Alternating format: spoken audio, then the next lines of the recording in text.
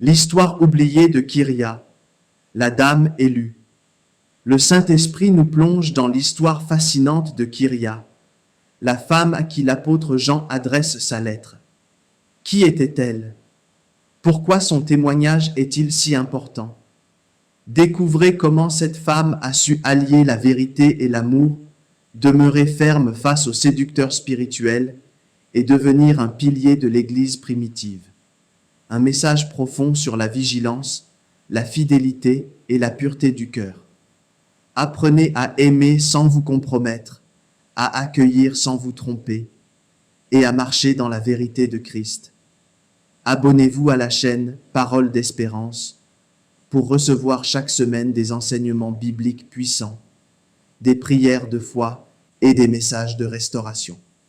Bien-aimés du Seigneur, ouvrez vos Bibles dans 2 Jean, 1 verset 1 à 13.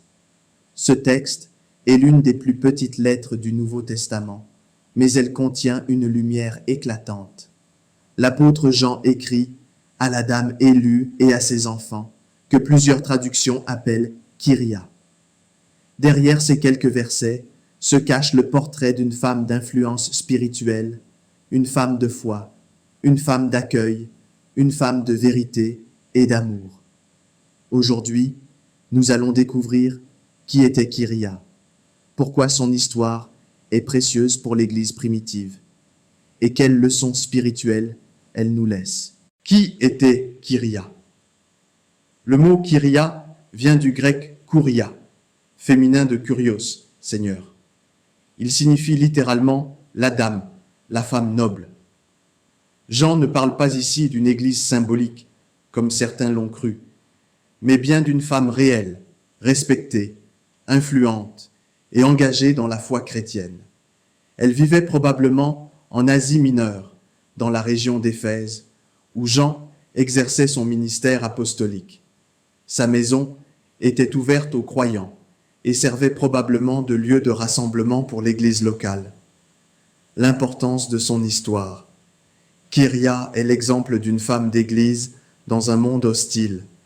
Elle ne prêchait pas sur les toits, mais elle incarnait la parole dans sa maison, dans son attitude, dans son hospitalité.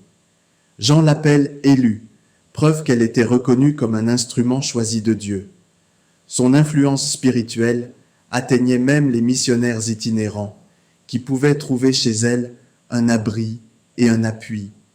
Sa fidélité dans la vérité a fait d'elle une colonne de stabilité au milieu des hérésies grandissantes du 1er siècle.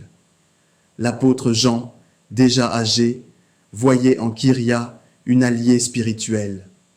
Elle soutenait le ministère apostolique par son accueil, ses ressources et sa fermeté doctrinale.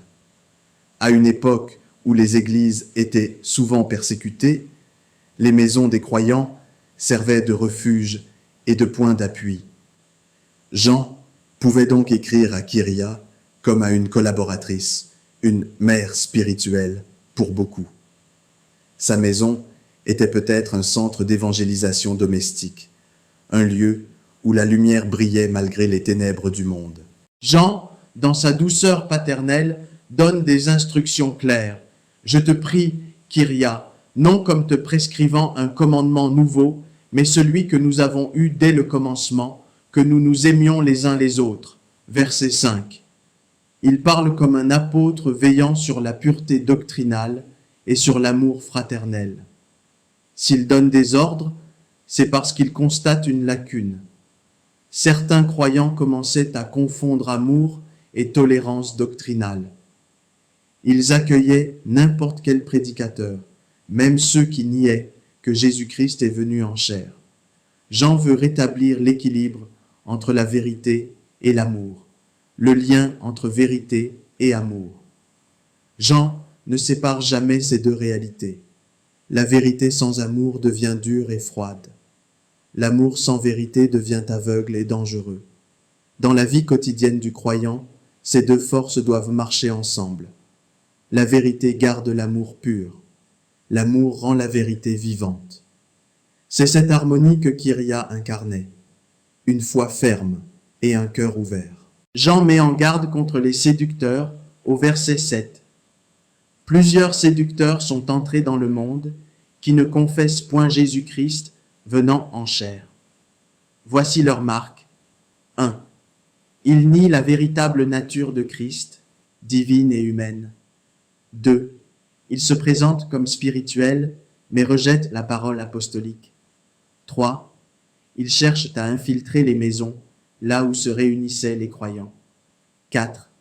Ils flattent pour séduire. 5. Ils détournent les âmes simples de la foi authentique. Jean appelle ces gens antéchrist, c'est-à-dire des opposants au vrai Christ. Dans l'Église primitive, l'hospitalité était un ministère vital.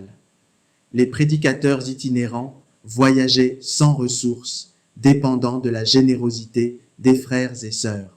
Mais Jean précise que cette hospitalité devait être fondée sur la vérité.